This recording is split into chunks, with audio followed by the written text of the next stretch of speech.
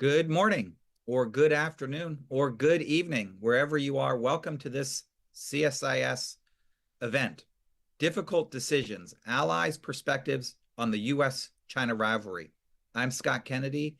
I'm the Trustee Chair in Chinese Business and Economics here at CSIS, and we are at a pivotal moment in U.S.-China relations, as well as the world's relations with both countries, and the fate of the international order. U.S.-China relations have, on the surface, stabilized in the last couple years, but the overall trajectory is not as stable. There are challenges in the bilateral relationship on economics, security, and human rights, and there are challenges for everyone else in the international system who are adjusting their foreign policies and relations with both parties as well.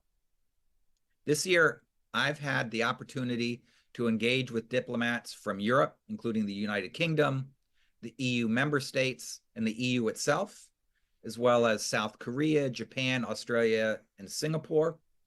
All of these countries and regions are facing difficult decisions on how to navigate the changing US-China relationship. These challenges stem partly from the direction that China is going in, as well as changes in United States domestic and foreign policy and the changing nature of that relationship. I spent a month in Australia earlier this year, and I can tell you the debates that allies are having internally are quite intense, and they are dealing with fundamental questions of their role in the world. Allies have a variety of choices to make regarding, first, how they analyze the direction China is going in domestically and internationally. They also need to try and come to a sense of what kind of end state they want to achieve vis-a-vis China. Is it about relative power balance? Is it about China's system? Is it about how much cooperation or tensions they have with China, or about the state of the international system itself? And as a result, they then have to make policy decisions vis-a-vis the United States. How closely should they align with the US administration relative to China? How much should they depend on themselves, a la self-help? What is their view of the international order and the rules-based system?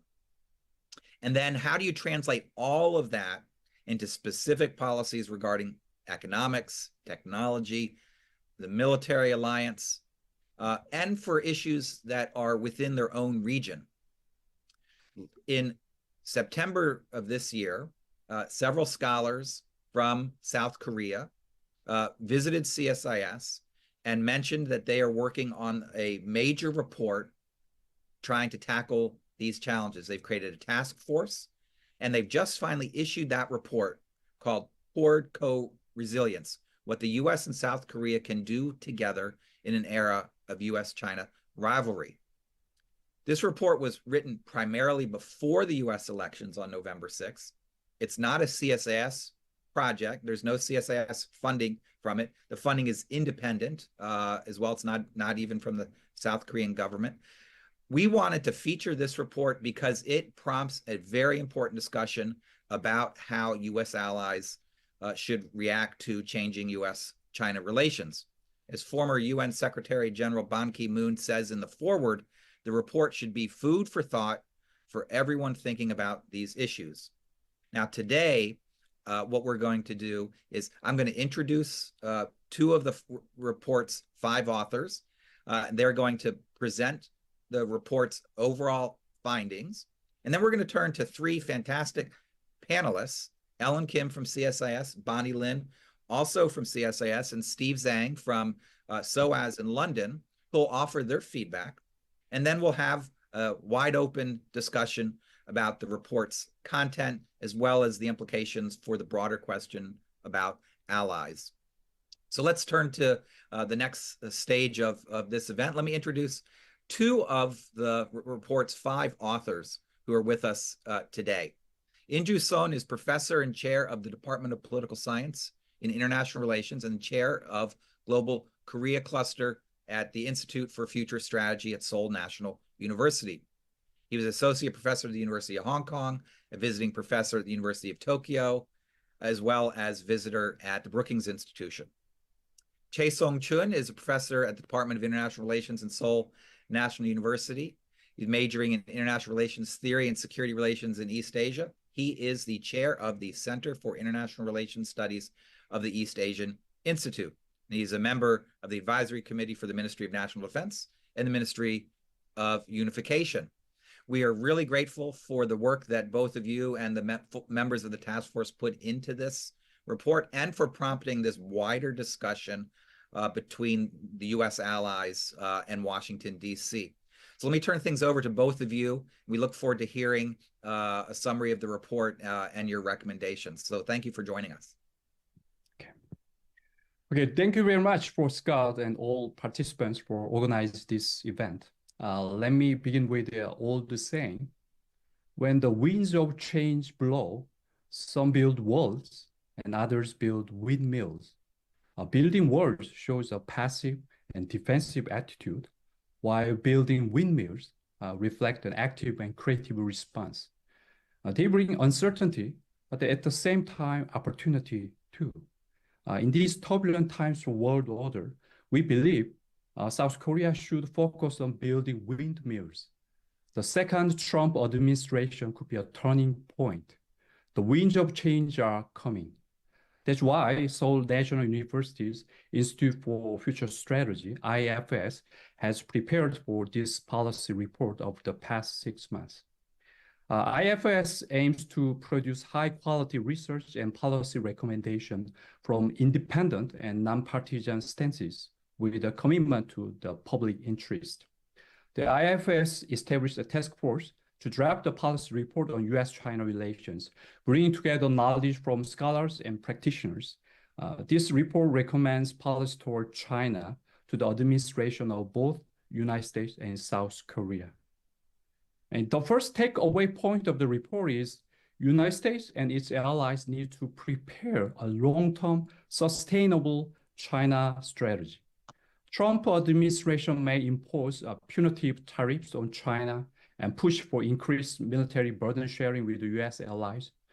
These measures may be useful in short term, but they are not sustainable in long-term U.S.-China competition to make America great again. Coordinated and comprehensive China strategy, working closely with U.S. allies, especially South Korea, will be crucial. South Korea's combat-tested experience, advanced weapon systems, and robust supply chains can play a key role in achieving these goals and maintaining world order. Another key message of the report is Korea's new national identity and vision. Building on this new identity, Republic of Korea can and should contribute to stable management of world order. South Korea is no longer a middle power country on the fringe of East Asia. Over the past 20 years, Korea has experienced rapid growth in both its national power and global standing, and is now working to define a new identity and goals that align with this elevated status. And newly emerging major power with significant economic, military, soft power, South Korea now holds both the capabilities and responsibility to shape the development and outcomes of this global rivalry. Instead of just watching how U.S. make decisions and trying to fit into their framework, whether it's a triangle or square, we Koreans want to take part in and shaping the discussion and making the framework together with the Americans. For example, if President Trump comes in with a new science technology policy, we want to work with the US right from the start to help design those policies and rules together. This way, it's not just good for South Korea, it benefits America too. America first is not America alone. America needs South Korea and other allies. If the US wants to address China's challenge effectively, America can't do it alone. South Korea is a valuable partner. We think Trump must have a grand vision that propelled him to the US presidency, even if it's accompanied by uncertainty. His focus must not be on short-term profits, is looking at larger and strategic gains. South Korea can discuss broader long-term framework with the US, especially under the leaders like Trump, who value such grand-scale collaborations or big deals. Core resilience is the key concept of the strategic framework that our report highlights. When there is external shock, it's natural to feel the impact and get hurt temporarily. The key question is, does the shock knock you down and end in the game? Or do you stagger for a moment and recover and return to fight? Core resilience is the collective ability to quickly bounce back and fight again after such a shock. South Korea and US must work together. By doing so, both nations become more resilient to the external shocks. United States, Korea, and other like-minded countries can work together to constrain the exercise of coercive power by potential aggressors. The resilient supply chains, resilient high-tech clusters, resilient military alliance networks, and sea lines of communication linked to Korea and the United States must be strengthened. That being said, what is the current state of China? We think China has been both externally assertive and internally anxious. The two elements may reinforce each other. While China appears assertive externally, this assertiveness reflects not only Beijing's reaction to external pressure posed by US, but also significant internal contradictions and vulnerabilities. Chinese ruling elite's anxiety comes from many factors that include economic vulnerabilities, fear of social unrest, and concerns over the sustainability of Chinese Communist Party's one-party rule. Externally assertive, internally anxious China. This duality is significant when it comes to understanding China's current and future action on the global stage. Combination of China's growing military capability and unpredictable internal dynamics poses risk not only to Korea's security, but also to broader stability of Indo-Pacific region. What about South Korea's perspective and stance on world order? South Korea is supporting US-led international system. United States, South Korea should preserve the organizing principles of rules-based world order, opposing any attempts to change it through coercive power. To that end, Korea will strengthen cooperation with the United States, its allies, to deter Chinese aggression while continuing to engage Beijing diplomatically and economically based upon global norms and rules. Seoul will work with Washington to pursue a coordinated and consistent policy toward China. Let me stop here and I hand floor over to my colleague, Professor Chaesung, who will discuss specific policy recommendation to help realize the vision and strategy I've just outlined. Thank you. Okay, thank you. Well, at the outset of the report, we had several considerations which shaped our approach. So let me talk about that, and I will summarize the contents of the report. You can download the report from the website of IFSSNU. First, our recommendations are designed to be practical and actionable, emphasizing policies that can be implemented in real-world settings. To achieve this, we identified areas where US-ROK strategic cooperation is most critical and feasible. While there are discussions on broader issues, such as human rights or non-traditional concerns like climate change, we focused on the most promising areas that provide direct and mutual benefits to both countries. Second, we recognize that the China factor, as Injoo said, is the most significant variable in US-ROK relations, given the intensifying the US-China rivalry. Historically, the alliance has concentrated heavily on North Korea, often sidelining China-related considerations. Furthermore, South Korea's policy toward China is inherently complex, balancing economic interdependence and security concerns. However, during the Biden administration, key points about the China challenge became clearer, allowing us better integrate the China factor into alliance cooperation strategies. Third, acknowledging the uncertainty over who will lead the next U.S. administration, we prioritized economic cooperation at the forefront of the report. This represents a shift from traditional framework that have emphasized military security and North Korea-related issues. By framing the North Korean nuclear problem within the broader context of which we call the Indo-Pacific nuclear order, we sought to elevate the issue beyond a peninsula-specific challenge, reflecting its regional and global implications. Lastly, we sought to expand the scope of cooperation from a strictly bilateral framework to include multilateral and minilateral approaches, while a potential second Trump administration might favor bilateral and transactional policies. This report reflects a forward-looking and optimistic vision for the alliance.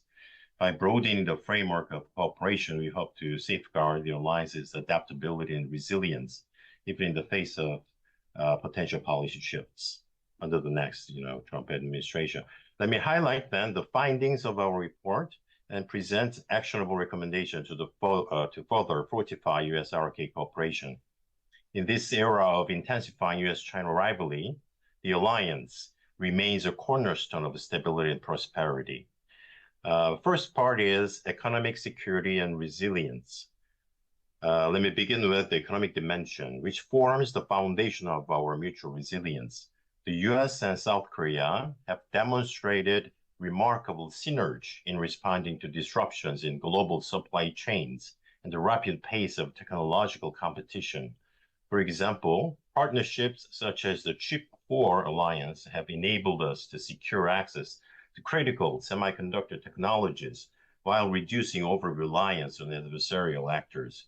Similarly, the U.S.-RK Shipbuilding Alliance, which actually President Trump mentioned in his talk to our president over the phone, exemplifies how economic cooperation can contribute to broader strategic goals. South Korea's shipbuilding expertise, combined with U.S. defense needs, enhances the resilience of our military supply chains and strengthens maritime security. To summarize our findings in this area, first, the South Korea's investments in the U.S. amounting to the over $100 billion in strategic industries like semiconductors, biotechnology, and EVs underscore the deepening economic integration between our nations. Diversification of supply chains, particularly through initiatives like Alta Asia, helps mitigate risks associated with China's dominance in critical materials and manufacturing. Our recommendations urge both nations to establish multilateral research hubs to lead advancements in AI, green technologies, and next-generation batteries. Strengthen strategic resource chains for critical materials like rare earth materials, which are vulnerable to economic coercion. These actions are essential not only for maintaining economic independence, but also for setting global standards in emerging industries. Together, the U.S. and South Korea can shape a future where economic security and innovation go hand in hand. Next part is Indo-Pacific maritime security, which is very important. The dramatic expansion of China's naval capabilities pose a direct challenge to the stability of the region. Over the past 2 decades, Beijing has outpaced Washington in naval ship production, and its assertive actions in the South and East China Seas threatens the rules-based order. South Korea plays a pivotal role in ensuring regional stability by protecting critical sea lines of communication and contributing to multilateral efforts. Seoul has demonstrated its commitment to a free and open Indo-Pacific. Notable examples include South Korea's participation in U.S.-led frameworks like the Regional Sustainment Framework, which enhances readiness and maintenance capabilities for allied naval forces. There are other recommendations, but key recommendations are expanding South Korea's participation in multilateral maritime security initiatives with partners like Japan, Australia, and ASEAN. Enhancing strategic readiness in the Taiwan Strait through institutionalized consultations between the U.S., South Korea, and probably with Japan. These measures will deter attempts to alter the status quo and uphold the principles of freedom of navigation and peaceful resolution of disputes. The third part, the Indo-Pacific nuclear order. The nuclear dimension of our alliance requires renewed focus, particularly given North Korea's advancing nuclear program and its deepening ties with other authoritarian regimes like China and Russia, especially these days, the security pact between North Korea and Russia. Our findings emphasize that deterrence and diplomacy must work in tandem to address these threats. So this report highlights the need to resume denuclearization talks with North Korea while also engaging China and Russia in broader nuclear arms control frameworks. The importance of revising the US-RK nuclear cooperation agreement to allow South Korea limited uranium enrichment capabilities, reducing its dependence on external sources, especially from Russia. To strengthen deterrence, we recommend enhancing the credibility of US extended deterrence through mechanisms akin to NATO's nuclear sharing model, aligning nuclear policies with a multi-domain integrated deterrence strategy to address threats across traditional and non-traditional domains. These steps will not only reassure allies, but also send a clear signal to the adversaries that US-RK alliance is prepared to meet any challenge. So let me summarize some policy recommendations. As a whole, our policy recommendations are designed to reinforce these efforts and ensure the alliance remains adaptive and forward-looking. So they include economic initiatives, which accelerate joint investments in strategic industries, particularly in technologies like AI and semiconductors, to counter China's growing influence. Second, security cooperation, deepen trilateral coordination with Japan to enhance regional deterrence, especially in the context of maritime and nuclear threats. Indo-Pacific nuclear governance, work together, and not just for nuclear, but to reform international institutions in general, promoting inclusivity and countering attempts to undermine the rules-based order. Okay, let me stop here. Thank you. Terrific. Well, thank you so much, Chaesung and Injoo, for a summary of the report. And I encourage everyone who's watching to go to the website, download it, and read it. It is quite provocative and as we said at the outset, important food for thought. I think that's the critical role that the report provides in thinking about allies and how they ought to react to changing US-China relations. Those who are watching this event live, you can submit questions to our speakers through the CSIS webpage where you registered for this event, and we will turn to your questions in just a little bit. But I'm first going to turn to three experts on these issues who are going to share their reactions to the report and the way in which it converges with issues in which they focus on a daily basis. Let me introduce to you our three panelists. First is Ellen Kim. She is my colleague and a senior fellow with the Korea Chair here at CSIS. Her research focuses on US-Korean relations and US-China strategic competition in the Indo-Pacific. She joined the Korea Chair upon its inception in 2009 and previously served as its associate director. She holds a PhD in political science and international relations from the University of Southern California, an MPP from the Kennedy School of Government at Harvard, and a BA in international relations and Japanese studies from Wellesley. Also with us is my colleague Bonny Lin, who is director of the China Power Project and senior advisor here at CSIS.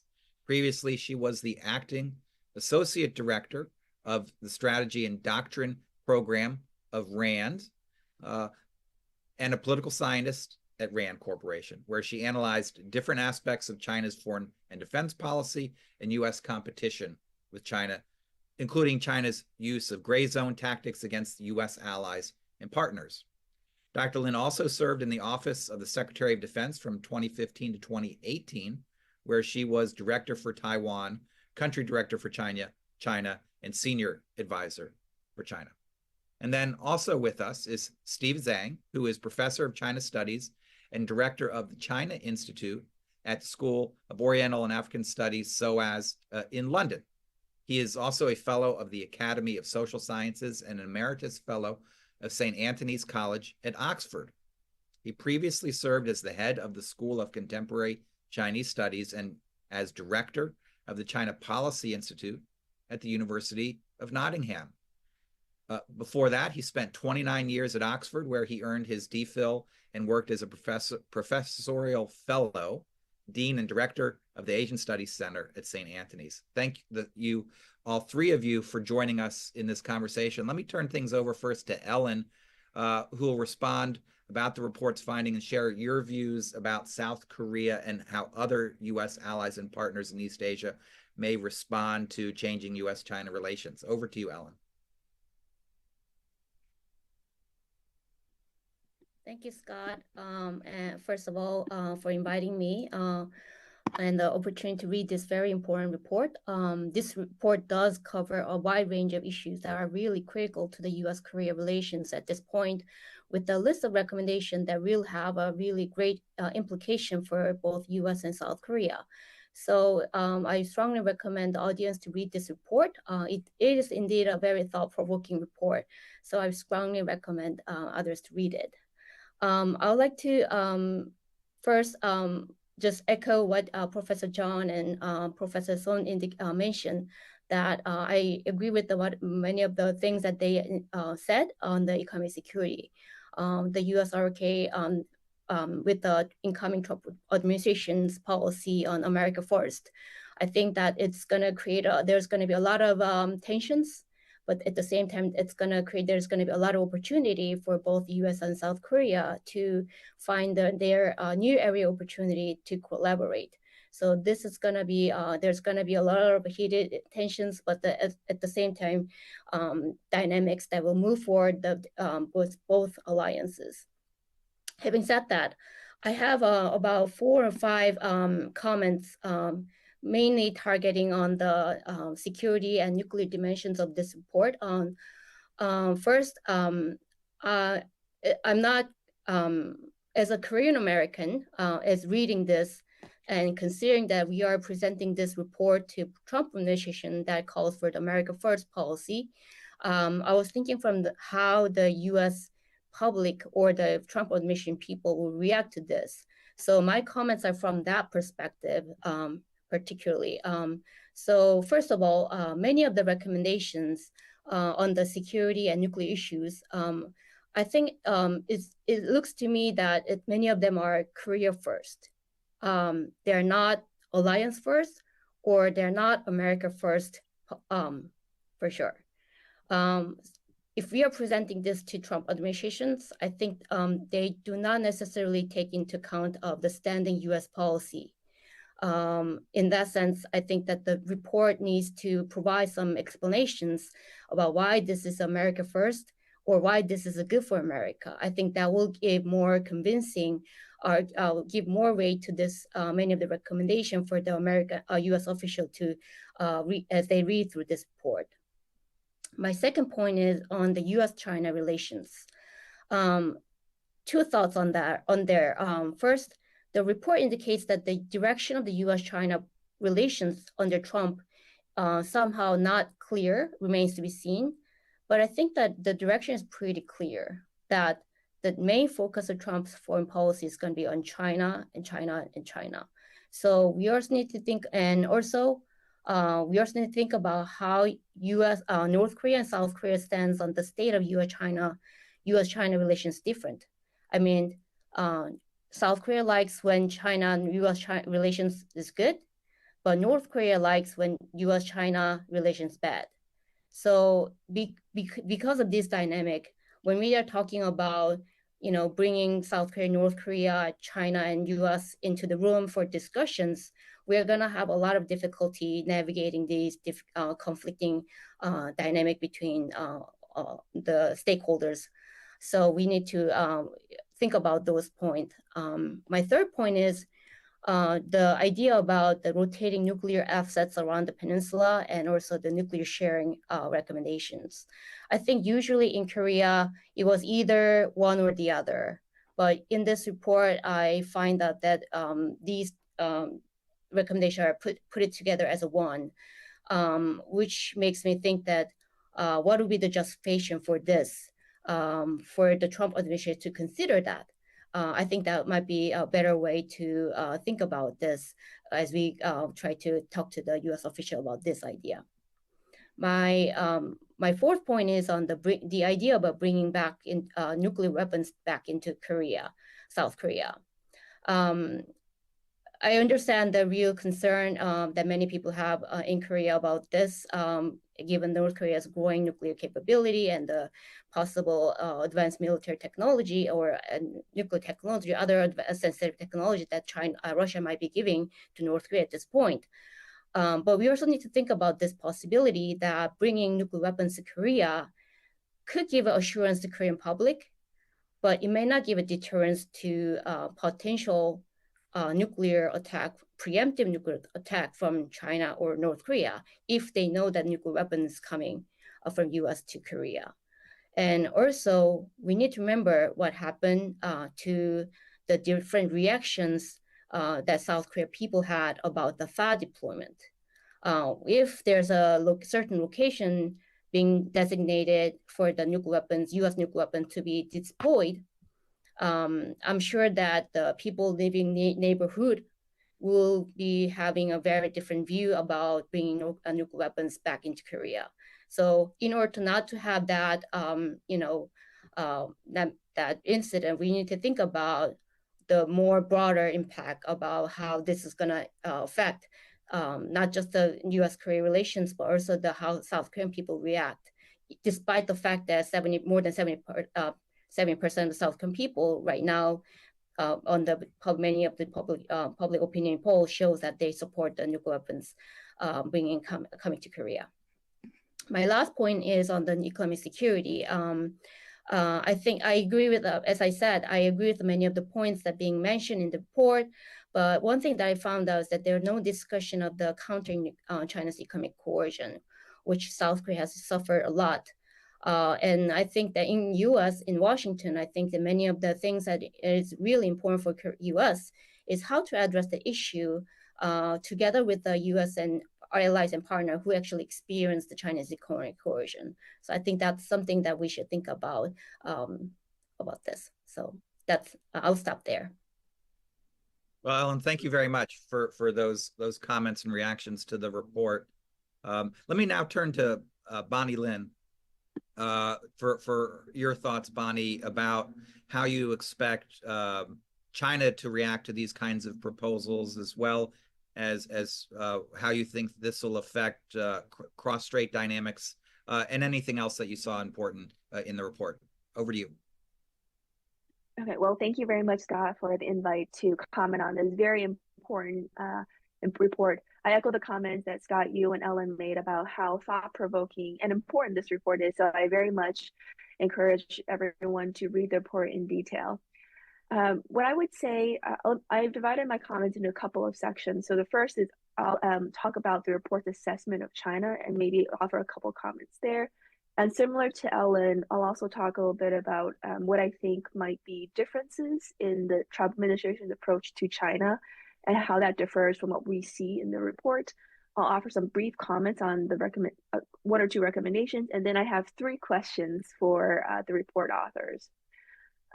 So in terms of the report's assessments on China, so the report notes that China is marked by external assertiveness and internal anxiety. What I would add to that is China's regional and global ambitions, China's much darker view of its overall external environment, and what we're seeing across China, which is the increasing securitization of almost all issues related to China. I was very intrigued by the report's assessment about internal anxieties within China. I think it's definitely true that Xi Jinping has sought to elevate and consolidate control of the CCP, and that there are a range of domestic concerns that China worries about, including what you mentioned in the report, economic slowdown, social unrest, etc. However, I'm not sure, and this is where I slightly disagree with the report, that Chinese leaders your report describes Chinese leaders as choosing Xi Jinping, and it suggests that they wanted him to consolidate power, and his choice was a preemptive response to internal problems that China was facing. I think most analysts in the United States view Xi's ascension as that wasn't necessarily the route that he came to power. But I think it's very intriguing how you characterize that. I very much agree with your assessment that Beijing overall is likely to adopt more harsh and counterproductive responses to both its domestic and international challenges. The other main comment I'll have is on the nuclear side. You rightly characterize China's nuclear ambitions and what China wants to achieve potentially in the future. But I think there's still quite a bit of debate in the United States as to whether China wants to achieve nuclear parity with the United States or not. Regardless of whether that is the case, your report mentions that there's a growing risk that if China achieves nuclear parity, that China will be more assertive in its efforts to alter the status quo. I broadly agree with that, but I would also add that even if China is not able to achieve nuclear parity, so say they stop short of nuclear parity with the United States, we're likely to see more assertive Chinese behavior. And as I mentioned, at least in the United States, we're not completely sure that China believes it needs to achieve complete nuclear parity with the United States. In terms of your administration's in terms of your report's characterization of China, as well as what might happen in the United States and U.S. policy toward China. I know that this report, as you mentioned, was drafted before the election results were known. So of course, it's very hard to predict what exactly would be the U.S. policy. And you probably had to incorporate elements that would be relevant for either a Trump administration or a potential Harris administration. So I think now that we're post-election, there probably will be some areas in which you'll have more clarity into where the U.S. direction is. So echoing what Ellen said, I think the United States, you mentioned in your report that the United States lacks a sense of end game with China. I think right now that we have a new Trump administration, I think you'll have more of a sense of the end game as shifting from managing competition with China to winning the competition with China. So it's a more clear sense of a desire for U.S. Leadership, U.S. victory, but also significant U.S. advantage vis-a-vis China. Your report also said that Washington and Beijing hope to avoid a Cold War. I wonder if that characterization would still be true for a next Trump administration, because we are already seeing a number of the folks that Trump has announced that he hopes to nominate they have used language to characterize the United States and China as already in a Cold War. You mentioned the desire for the United States to negotiate broader agreements to address multiple issues with China simultaneously, hence creating incentives for China to cooperate. I think it might be difficult for the next Trump administration to think about multiple things that they can cooperate with China on, or to think about these broad agreements with China, given the issues that they had and problems that they assessed with efforts to cooperate and engage with China.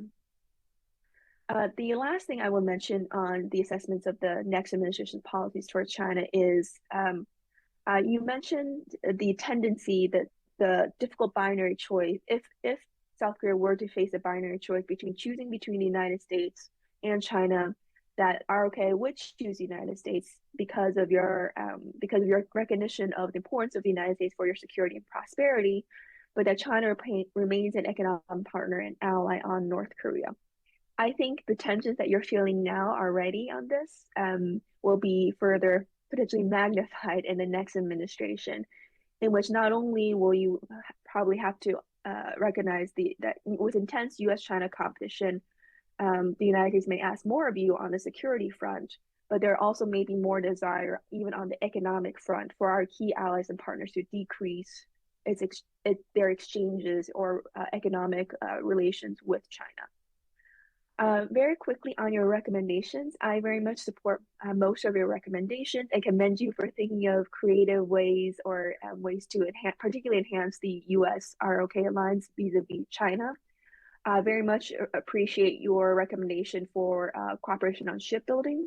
As you know, that's a major issue that we've identified, and the next Trump administration has also identified that the United States wants to invest more on. I also really commend your recommendation for ROK to do more on Indo-Pacific maritime security, including a ROK defense posture that is broader and will cover more regional threats beyond just North Korea. I would love to see the institutionalization of strategic consultations between ROK and Japan on a range of issues, including the Taiwan Strait. I also think that your recommendations on nuclear denuclearization is definitely in the right direction. But what I would mention is I don't think it would be real to assume that the United States can have nuclear arms control talks with both China and Russia. Even in the Biden administration, we've seen very limited progress on arms control talks with China. And it's not clear that that would necessarily be a priority for President Trump. The three questions I'll leave you with is I very much appreciated your report's reference to the axis of upheaval, China, Russia, and North Korea, Iran. And there's quite a discussion between the China-North Korea relationship, which I thought was quite nuanced. But the question I have for you is, to what extent can South Korea play a role in either slowing the growing China-Russia relationship or drive a wedge between the two? With the recognition that even in the Indo-Pacific, we could see Russia supporting China in any type of contingency in the future. The second question I had for you is, given North Korea's support of Russia, as well as North Korean troops in Ukraine, what are your thoughts on growing NATO involvement in the Indo-Pacific? I didn't see that reference in the report, but I would be interested to hear your thoughts on that. And the last question I had is, your report touches quite a bit on Taiwan, what the ROK do with United States, Japan, and to some extent the Philippines and Australia on Taiwan. But is there anything that you think South Korea could do directly with Taiwan, either at the official or unofficial level? Great, thank you. Well, thank you, Bonnie, for those very helpful remarks and feedback and questions. Let me turn now to Steve, who will offer his perspective from London on the conclusions, analysis in the report, and add a little bit more, perhaps, European reactions to the issues raised in the report. So, Steve, over to you. Well, thank you very much, Scott. I would certainly agree with Alan and Bonnie and yourself in paying compliments to the authors of the report. I think it is a very important and valuable and thought-provoking report. I would like to make three main points and then two supplementary ones. The first one is that, from my perspective, reading the report, it looks like it's a report telling us how Korea is standing up. And as a result of Korea standing up, it's time for Korea to step up. I think from my perspective, that is absolutely very, very welcome. If anything, why do you take so long to come up with something like this? Korea should have been doing this quite some time ago. You have been building up that capabilities. You can be and should be playing a much more proactive role. And I don't see any reason why the United Kingdom or countries in Europe, the European Union, would not want to see Korea playing a much more proactive role in regional security, or perhaps even beyond regional security issues. So that's, I think, the simple, straightforward one. But that leads to the second point, which is that there is a report produced by you as an independent research institution. How much traction does your report have with the government in South Korea and with the people in your country? Is this something that will be embraced and supported by them? Or is it something which is very much the cutting edge thinkings of some of the most thoughtful scholars in South Korea? The two are not necessarily mutually exclusive, but it would be rather useful to have a better sense of that in terms of how we place that report. Because if it represents what the Korean government is prepared to do, it is a very big deal. But if it's a matter of there is something to be put to the Korean government that they should be taking this on, I would warmly applaud on the side and encourage you to do so and hope for the best. But this kind of leads to the third point I want to raise, and I there focus very much on your report about the Taiwan issue, because some of the other issues about China, Bonny has already spoken eloquently about. I think you are talking about a much more proactive role for South Korea in the event of a Taiwan Strait crisis, which of course is extremely welcome, which is of course something that would be very much needed if we end up in a situation like that. Taiwan, the US will need all the support they can get from allies. And South Korea is a particularly important one there, not only because of the geography, but also because of the capabilities you have and the industrial capacities you have in terms of the, not just for the ship repairs and support that you have mentioned in your in the report, but also the simple matter of resupplying the stock of ammunition and equipment that will be lost in that process. But mostly you talk about with the US. What about losses that happens on Taiwan itself? Would you be prepared to support them? And how would you look at that?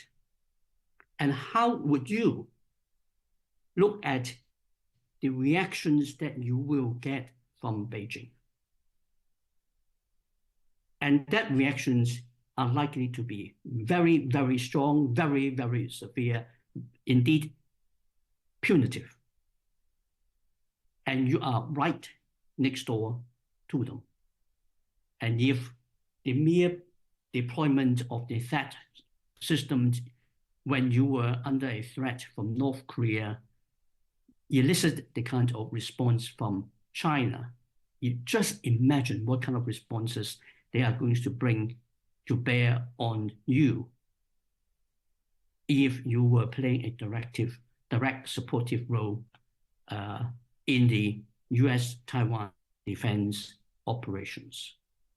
And how much political will is there in the government and in the country at large for Korea to take on that role? I think that would be a really useful thing to have. This kind of leads me to the two little supplementary points. I'm trying to keep it within the 5 minutes we were allocated.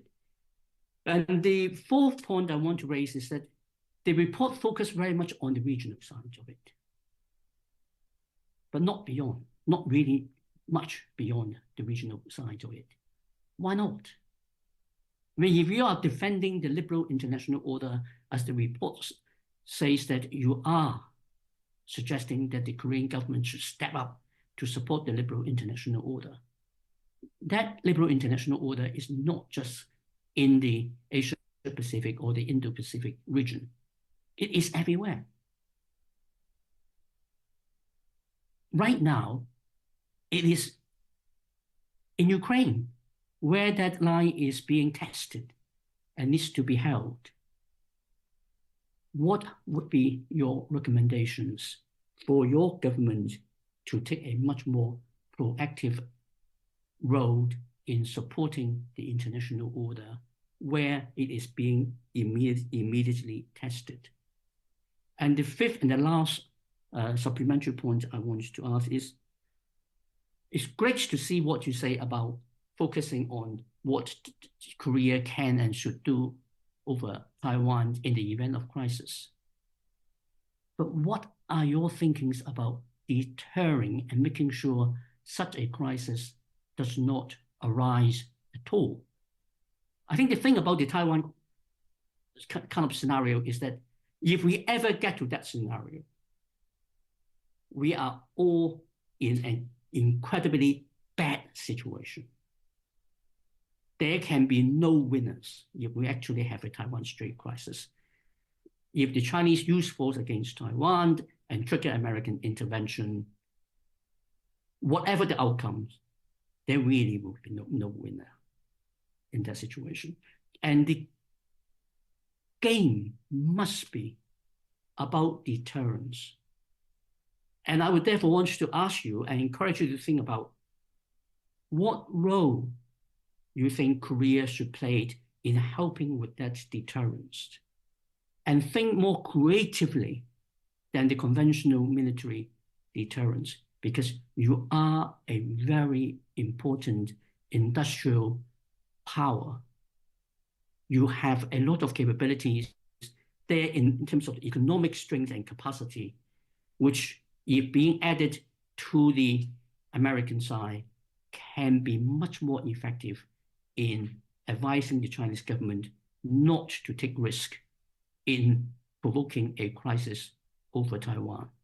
If it is clear to the Chinese that even Korea will stand firmly with the US alongside the Japanese, I think they practically calculated that the Japanese will be in it anyway, because so many US forces will be operating out of Japanese bases.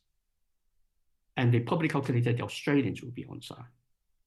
If they calculate you are on side too, the calculation becomes much, much bigger. Will you go down that route? Will you want to think about that? I better stop here. Thank you. Steve, that's super helpful. All three of you offered really valuable remarks. I want to offer a couple comments as well, simply because this is a great opportunity that the report presents. And then we'll go back to the report co-authors and get your reactions to the comments that we've given. First, I just want to foot stomp and highlight the value of this kind of report, and that you were willing to take on so many important, sensitive issues about China, about the relationship, about foreign policy questions that oftentimes go unquestioned. I think also your willingness to come up with proposals which may not necessarily be welcome or at the very top of the to-do list in either your government in Seoul or in the new Trump administration. I think it's really important that the US and its allies have these kind of very difficult discussions on sensitive issues. And you can't always wait for Washington to be the one to raise these questions. And so it's really good that allies are raising these questions. And I hope that we will see additional reports from others in South Korea, as well as from those in Japan and Australia, Southeast Asia, and Europe, to also raise these questions. These are momentous challenges that the world is now facing, and everyone has a different perspective. And the perspective from Seoul and other capitals looks a little bit different from Washington. And if the US is going to maintain these alliance relationships, it can't just force everyone else to go along. It also has to listen and adapt to others. And this report is that kind of, offers that kind of signaling. Let me say a little bit about the analysis on China very, very briefly, because I think Bonny and others already touched upon it. I would agree with her that in the 2000s, when China was going through its leadership transition from Hu Jintao, they did not expect Xi Jinping to accumulate so much power, and they certainly didn't expect him to stay beyond 2 terms. But I would say, alignment with sort of something that's implicit in the report, that having faced the global financial crisis and looking at color revolutions around the world, I do think there probably was a consensus in the Chinese leadership that China needed to not move in the direction of westernization and independent rule of law and free markets, but back towards its Leninist roots and strengthen the role of the party domestically, have a more assertive Chinese foreign policy. And that's what we're seeing, how the sort of power shakeup within China played out amongst the elite. I think that is a separate issue from a consensus that the party itself needed to reassert its dominance over how it managed the economy and the kind of foreign policy. So in some respects, the overall policy trajectory China is moving in is not radically different from some of the analysis that China's leaders probably had 15 or 20 years ago. But I wanted to ask and comment on economics in particular. So I think the report is very clear about what we in Washington call offensive policies, the need to adopt policies to create more resilient supply chains, strengthen our own technological and manufacturing capabilities, reduce overdependence on China. I think that's a strength.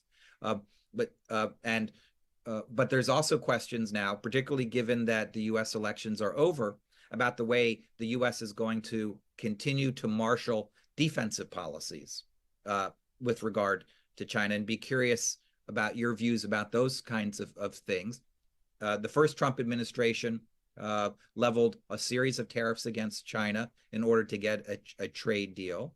The Biden administration kept those tariffs largely in place and added a few more, but they also expanded restrictions on technology, export controls, inbound investment, outbound investment. There's new rules being drafted related to data security.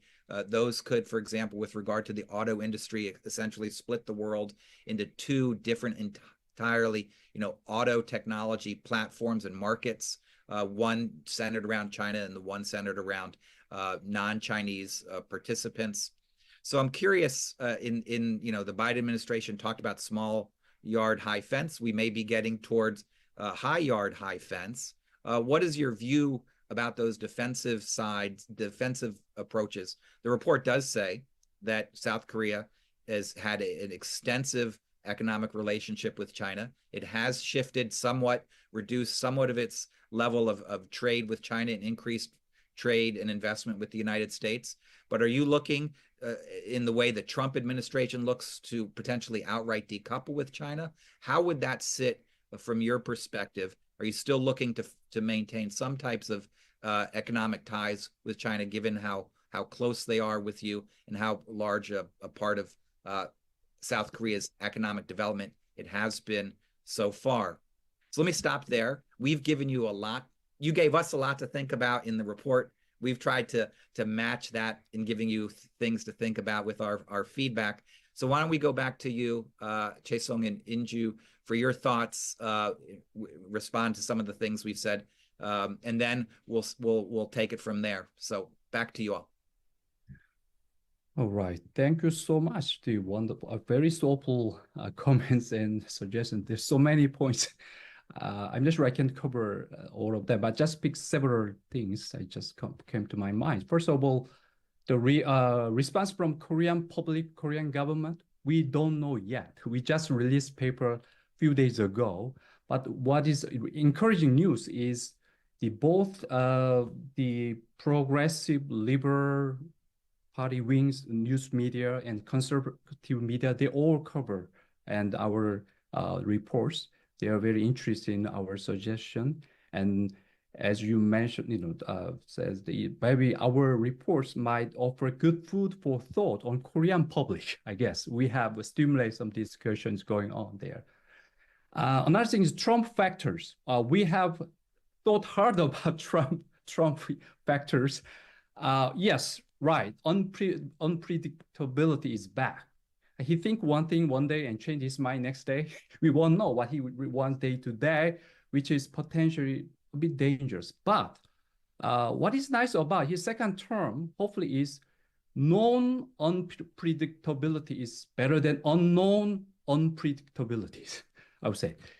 He might make bad decision on the fly, but we can try to let him change his mind, avoiding worse consequences.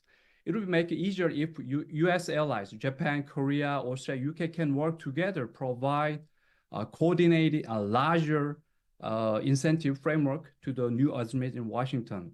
So we hope we can do it together. And on your question about economic retaliation, Beijing, harsh response, Beijing, yes, we thought about that issue as well. I think it's not wise for South Korea to take on China head-to-head, one-to-one. Instead, we prefer deal with China in the multilateral settings. We have to develop some mini-lateral multilateral to address China's response. So we provide some part of suggestion in our report. Please read it. And also we noticed that many Korean company, large company already decide to gradually exhibit from Chinese market for a lot of reasons, many reasons. They're smart enough to take action earlier. But still, we are still depend on Chinese technology in some areas. So we want to take a time to gradually make change. But one thing I want to still emphasize is when China is becoming increasingly assertive, we need to look into source of China anxiety and vulnerability. If China is increasingly isolated from Western markets and supply chains, China will have less at stake in potential conflict with West, and therefore less incentive to avoid escalation. So as long as China remains linked to the United States and Korea and other major economic powers through the exchange of goods that are difficult to replace, the West will be more successful in deterring China from engaging in destabilizing actions. On Scott's question about defense technology, technology transfer or China's allocate China's issue, we anticipate, if China can provide state-of-the-art technology to Korean counterpart, perhaps Korean side would be happy to work with Chinese counterpart. But in the past, China never did that. That's what I heard from our scientists and technologists. So in our Koreans, the scientific community, they don't have a big hope, the long-term, collaboration with Chinese counterpart. So they are well prepared they found is the US allies. They're, in terms of science technology collaboration, the most important players in the United States and its allies. Okay, perhaps Professor Chung will be in a better position to discuss more security-related issues you raised. Thank you. Very helpful. To begin with, the main audience of this report was American government rather than South Korean government. That was a very ambitious plan.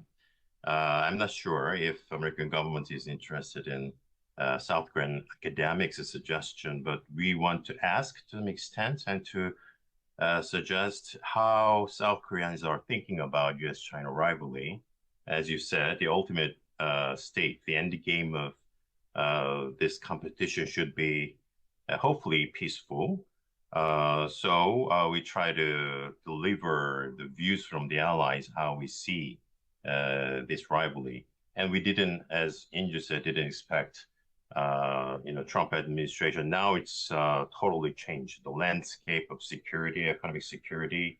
So we have to think about, but we wrote from the perspective of some universal view of how to maintain and preserve or develop liberal international order.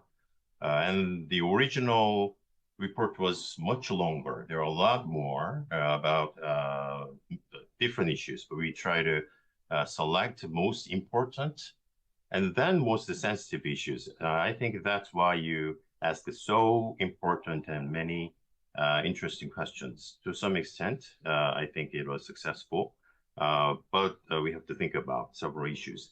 So let me deal with one by one very shortly. Ellen knows South Korea very well. She's really an expert.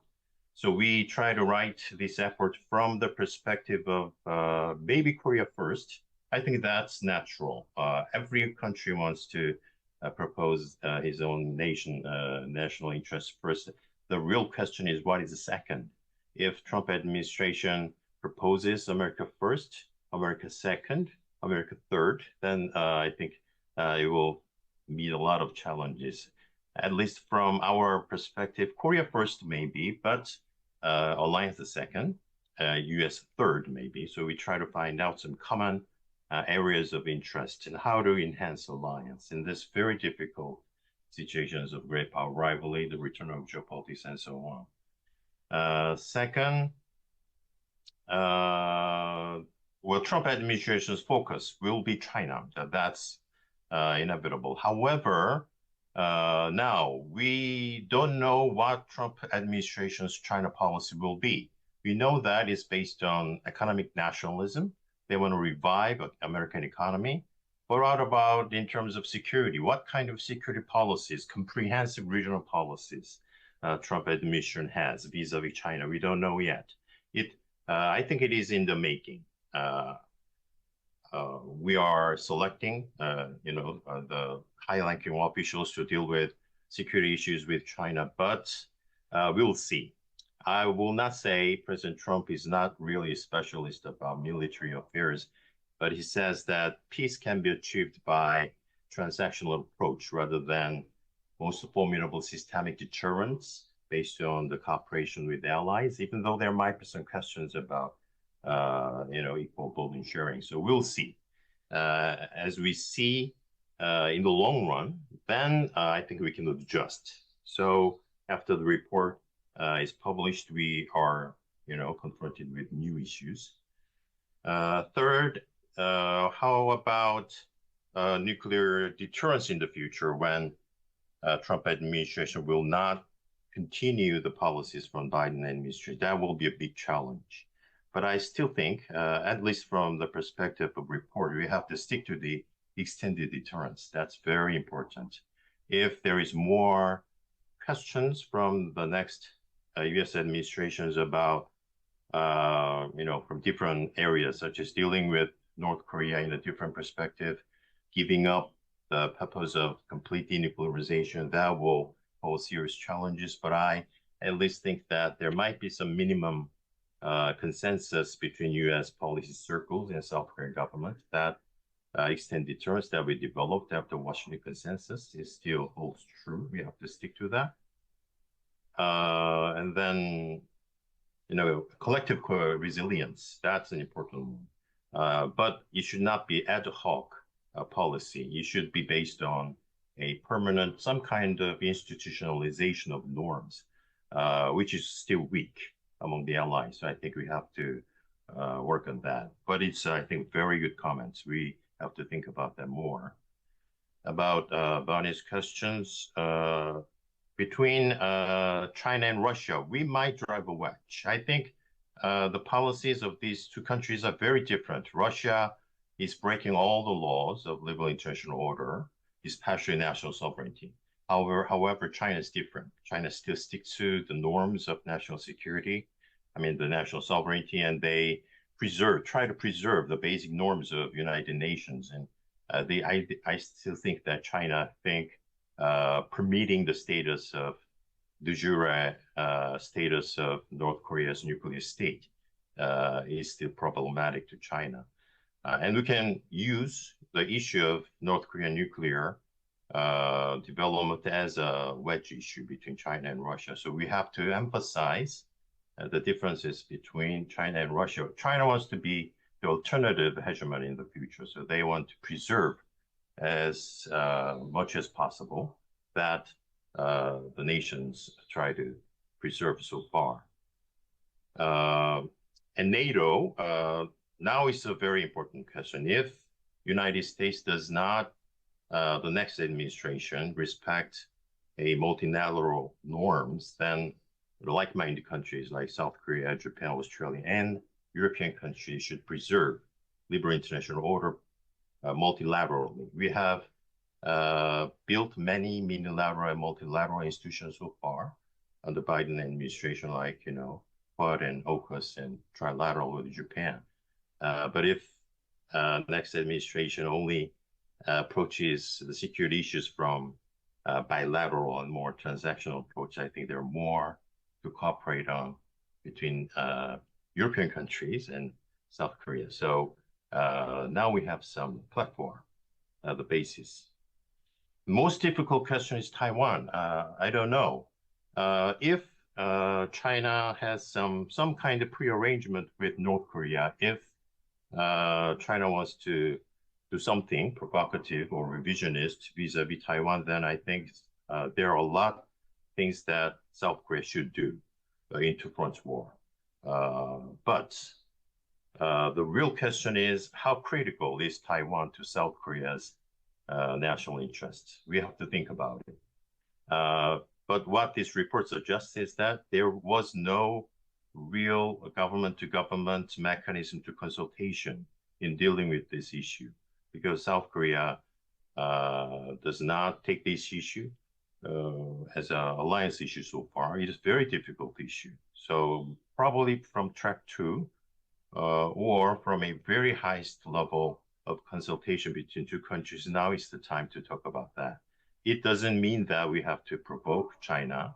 There are other means, such as a multilateral approach to preserve the status quo, not just military deterrence, but also some economic and diplomatic measures to deliver the message that South Korea still think that the status quo of cross-strait is very important. We think that the line of communication is critical to South Korea's interests, all those things. But the report suggests that we have to start to think about it and talk about it. The last thing, Scott, very interesting question, very important. Many people think that Trump administration's day one, there will be 60% of tariff against China, which will disrupt not just bilateral issues, but also economic issues inside East Asia. But we have to see if there will be, as you said, outright decoupling of economies between two countries. That will be also a big burden to American consumers. There will be inflations. So in some sense, I think this is a means for bilateral rivalry, but also it's an approach, a little populist, to say to the American people that President Trump is doing his best. That's okay. But is the package of this economic nationalism sustainable is a different one. So we have to be very prudent if South Korea can follow this line of approach for the time being. But as an ally, I think if this is a part of a broader U.S.-China strategy, then I think we have to talk to the American government and try to cooperate. And we did some in the past. South Korea was #1 invest country to the U.S. last year. So I think there is a lot of not just diversification, but also concentration of South Korea's capital to the United States. So that will continue, I guess. There's a big direction. So we'll think about it. Sure. Well, thank you very much, both of you, for your reactions to everything we threw at you in the past hour. I need to wrap up in just a second, but I wanted to see if Ellen, Steve, or Bonny wanted to offer an initial brief response to the comments that you just heard. Feel free to, any three of you, to chime in. Steve? We're very happy to chime in very quickly. I think the report clearly, as the authors have mentioned, written before the Trump victory. We have this conversation now in the discussions about the Trump administration. But what we haven't taken into account more, or from my perspective, enough of the new Trump administration, is the effect it will have on U.S. relationship with its democratic allies. And also the effect it will have on the American standing in the liberal international order. China should actually be less unhappy that there is going to be a second Trump administration than have a Harris administration with a Democratic Party controlling the House and the Senate. Because that will be a scenario where the US will have much stronger capacity to engage with American allies and support the liberal international order. A Trump administration is going to go in the opposite direction. If we thought that in the global South, there are already many countries that think about American hypocrisy over Gaza or Israeli actions in Gaza, just think about how much stronger the Trump administration will be supporting the Netanyahu administration in Israel than the Biden administration has done, and how much more damage it will do to American global standing. So the report, I think, is written more on the basis that we have an America that plays a more constructive, positive role. In the next 4 years, we may have a U.S. administration that plays a slightly different role.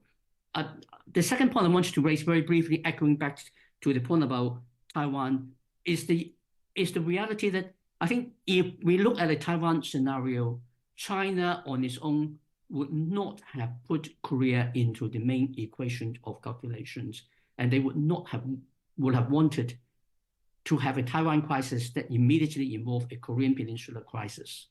But if they see South Korea playing a very positive role over Taiwan in supporting the Americans and the Taiwanese, then the temptation for them to actually bring the North Koreans into the picture would be so much greater. And there is a need to balance between the two to see which actually is a better outcome for the world overall. I'll stop here. Okay. I don't know if Ellen or Bonnie, you want to jump in with a point or two.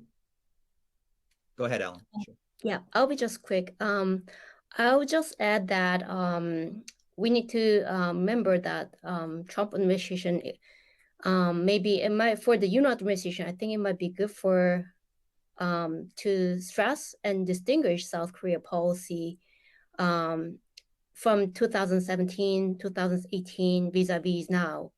I think that in Trump's memory, South Korea at the time had a strategic ambiguity in its policy between China and the US.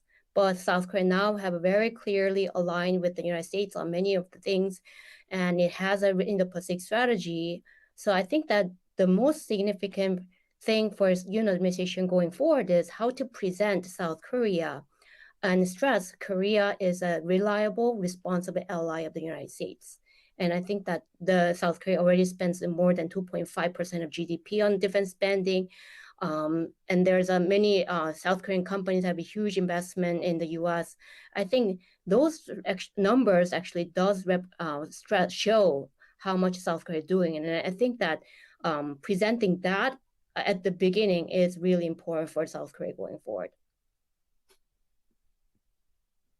Okay. Well, I want to thank our colleagues from Seoul National University and from the task force for prompting this discussion that is occurring everywhere. You know, this is an important signal.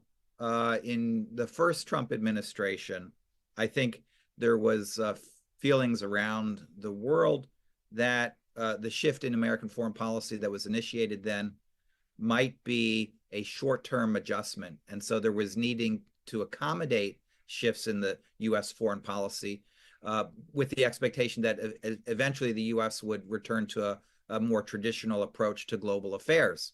And you saw that some with the Biden administration, but I think the return of the Trump administration raises questions about the sort of the long-term trajectory of American foreign policy, as opposed to some blip or exception to the rule. We may now have a new normal that everyone needs to adjust to, and that new normal is different than it was in the past.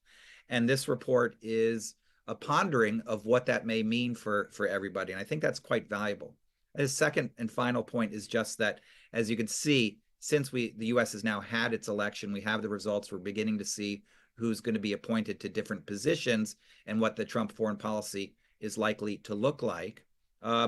We need to hear more from you. So you can't rewrite your report. You probably can't write an addendum to it, but you can write on your website. You can contribute to Foreign Affairs and other public places where we have these conversations, and you can visit Washington, and you can participate in multilateral conversations about where U.S. foreign policy and those of its allies should go. So again, thank you very much for giving us the opportunity to have this conversation. I want to thank as well Bonnie, Ellen, and Steve for your eloquent remarks as well. And for everyone watching, this is obviously a conversation that is just getting started now, and we look forward to having this conversation over the coming weeks and months. So wherever you are watching, thank you for joining us, and have a good day.